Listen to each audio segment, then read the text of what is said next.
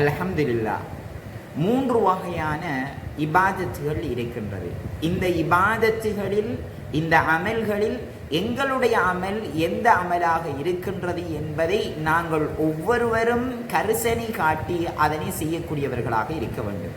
முதலாவது, அல்லாஹ்வுக்கு நன்றியுடையவர்களாக இருக்க வேண்டும் என்பதற்காக வேண்டி இபாதத்துகளை செய்கின்றவர்கள். இரண்டாவது, நன்மையை பெற்றுக்கொள்ள வேண்டும் என்பதற்காக வேண்டி இபாதத்துகள் செய்கின்றவர்கள். மூன்றாவது, அல்லாஹ்வினுடைய அன்பை பெற்றுக்கொள்ள வேண்டும் என்பதற்காக வேண்டி இபாதத் செய்கின்றவர்கள்.